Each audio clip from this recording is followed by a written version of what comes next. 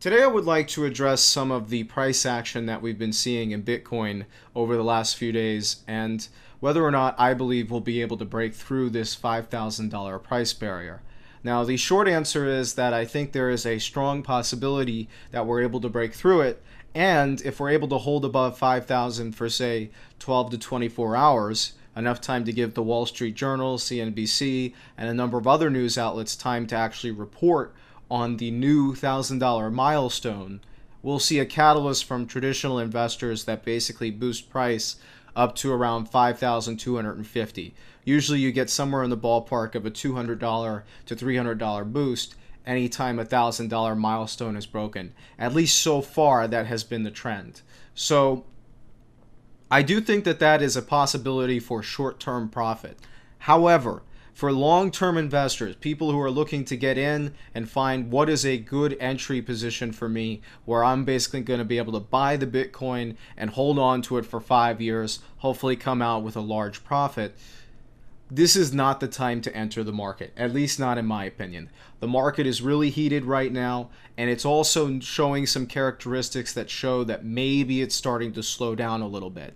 So there's a short-term possible opportunity here, but if you're looking to buy and hold in Bitcoin, I think you're going to be able to purchase Bitcoin for less than $4,000 at some point over the next 3 to 6 months. Just make sure you set your price target, make it reasonable, and anytime that Bitcoin goes down to that level, you're buying.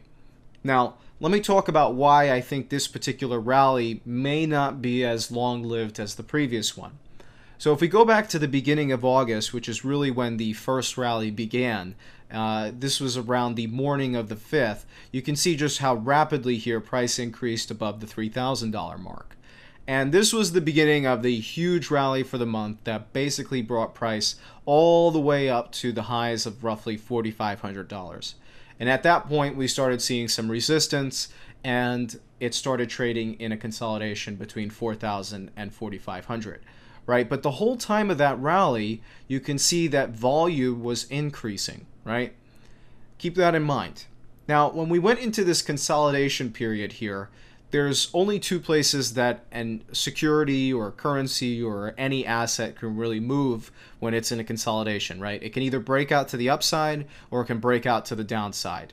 In the case of Bitcoin, the first place it went is it broke out to the downside, right? There was sort of a flash crash. I shouldn't use the term flash crash because it only happened, most of those only happen over a course of a couple of minutes. This happened over the course of, say, like 2 hours or so. However, it went all the way down to roughly $3,700 on CoinMarketCap, and the actual exchanges, I think it went down to like $3,550 to $3,600. But then you can see volume boosted quite a bit, and the price got boosted back above 4,000. What does that say? A bunch of people have their price target around 3,600. So if you're looking to pick up some cheap Bitcoin on the next pull down, you're probably going to want to offer a little bit more than 3,600, right? Now moving on, we had the North Korea ballistic missile test that sort of increased the volatility in the markets, increased the volume, and I think acted as a catalyst for this move or break above 4,500. But you can see here that the volume in US dollar really doesn't match the volume that we were seeing in the previous rally. Or even when we saw the breakout on the downside, this volume is not matching that. And this is further supported by the trading volume in Bitcoin over the last month or so. You can actually see here that the volume over the last few days really doesn't match some of the highs that we saw at the beginning of the rally in the beginning of August or towards the end of the rally that brought it up to $4,500 in the first place. So volume decreasing while price increases is a sign that basically a trend reversal may occur or momentum is starting to die out. So just one factor to be aware of moving forward. This particular rally likely isn't going to bring Bitcoin above 6,000. And the last thing I want to point out here is the order books. There is a significant wall being built at the $5,000 price level that is slightly larger than the wall that we saw at $4,000 at roughly the same period when Bitcoin was trading at around 3750 or so.